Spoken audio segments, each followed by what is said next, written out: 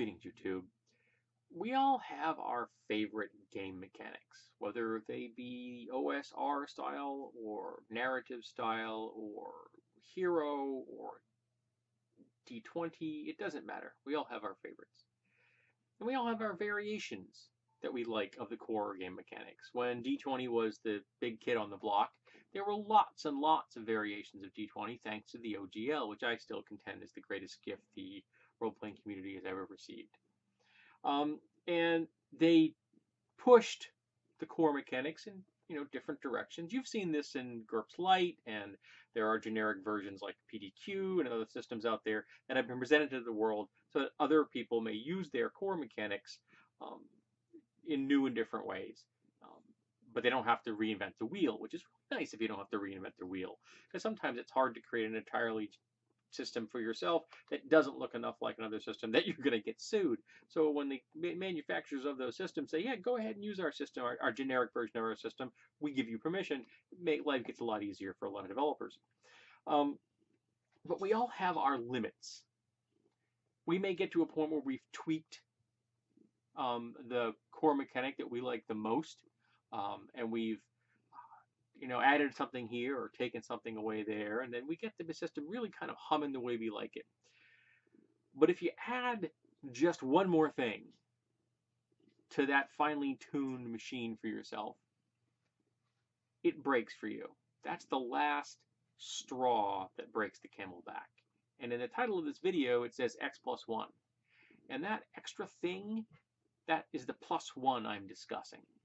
Because even though that X is exactly what you want, or as close as you can get, because there's no such thing as a perfect gaming system, and different genres need different gaming systems a lot of the time, or at least different variations of the same gaming system if you're a proponent of one system over all others.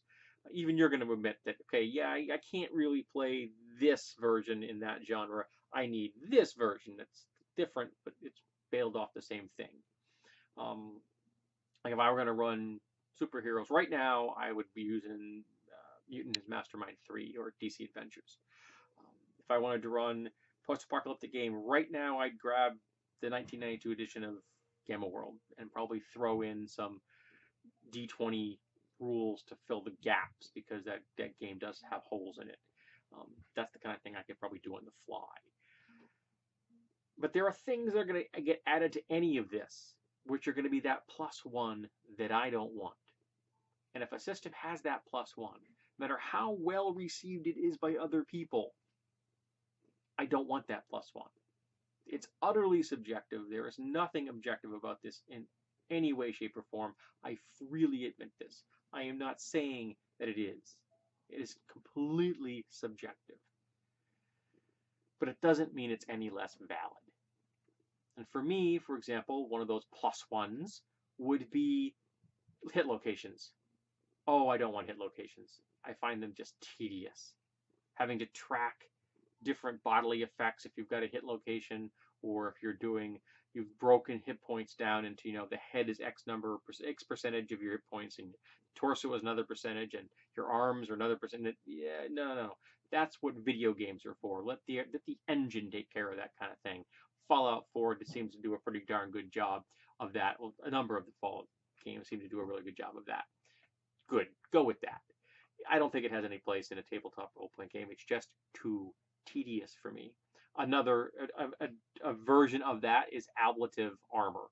Having to keep track of your armor, even if it's just a base group hit points, having to take care of the hit points on the armor as well as hit points on the person wearing the armor is just too tedious. And I've seen systems that have ablative armor hit location systems. So you have to keep track of the armor on individual pieces, then you have to body parts, then you have to keep track of the damage to those individual body.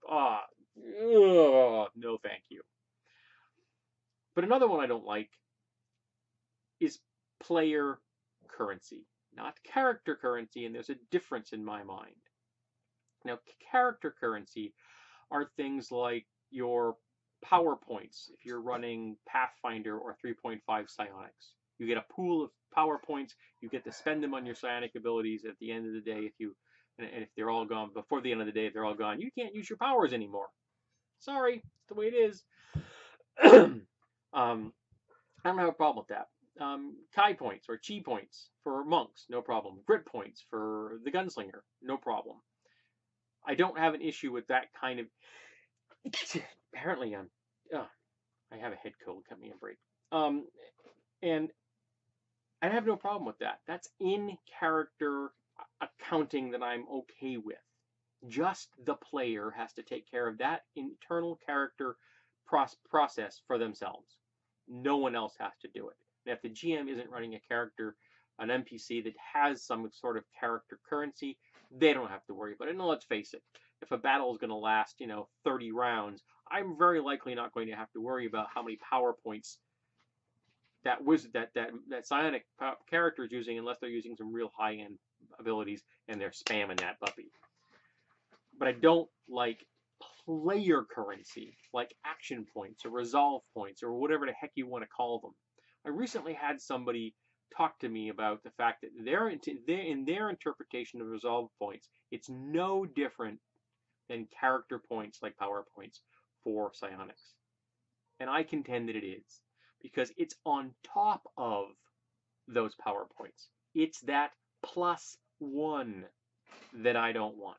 Not to mention, every player is going to have them, whereas there are lots of classes that don't have character currency.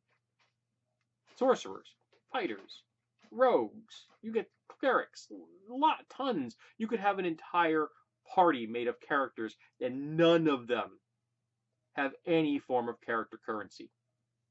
But if you're using action points or resolve points or whatever you want to call them, everybody's got them. Now, some systems are explicit and they just say, well, only player characters have these things, which means they're special and unique and the NPCs are a distinct disadvantage. But lots of systems say, yes, they do have them to some degree or other, the NPCs that is. So that means that's another thing the GM has to keep track of. No frigging thank you. And as a player, I don't want them either. And if you hand me a system, I'm going to ask, is there a disadvantage that buys my action points down to 0, or at least an incredibly low amount, that I get something in return for that? I'm currently reading The Dark Eye at the time of this recording, and is a disadvantage that reduces your action points, your fate points, they're called, down to like 1 or something like that per level or something. But you get something for that. In return, you get adventure points, which you can spend for buying things. It's a point by system, so you can then use that to buy traits and advantages or better skills and stuff like that are permanent features of your character that you're not going to have to worry about spending on a per session basis. And that's one of the reasons I hate them as a player, because I am not a gambler. Yes. I know. We all roll these things every single frigging time we play, even unless we're doing some kind of a narrative system. But this is as close as I want to get to gambling. I'll let the dice make certain decisions for me, but I don't want to have to worry about how many points of my fate pool am I going to spend from round to round. I don't know when to do it. I am always convinced that, okay, now is not the right time. I need to save them for when I'm really need it, which never arrives. I don't ever spend them. So that puts me behind the other players, the other characters, because I am not spending those fate points. So give me a disadvantage that then gets me something else so I don't have any to worry about. And that's the happiest way I am. And as a GM, I don't want the hassle of having to have all those points out there that I have to keep track of for everyone in the friggin' universe, because a GM, that's who you are. So for me, fate points or action points or whatever you want to call them, those are the +1. Now this particular video was inspired by Starfinder, which I've just skimmed it. I didn't actually have started reading it for a thorough read yet. And I got to the resolve point section in the book, and I'm like, crap, because it's baked in there, and it would be difficult to pull it out. And so that's really turning me off from the Starfinder system, even before I get into it. So we'll see what happens when I give it a thorough read, and whether I think that it's worth just finding a way to round them, or just scrapping it and going with something like Starjammer instead, which doesn't have that feature in there, which is fine with me because again, I don't like them. That's the +1 that I'm discussing. So let's discuss the things that you find to be +1s. What's that one more thing that you just don't want added to your favorite system because you think it bogs it down, or it breaks it, or makes it tedious, or you think it's extraneous? And as I've mentioned, I've mentioned ablative armor, I've mentioned hit locations, and of course the main thrust of this video, I have mentioned fate points. So let's talk about that and see if we can come up with maybe helping tailor our systems so that we're all happier with them just a little bit more.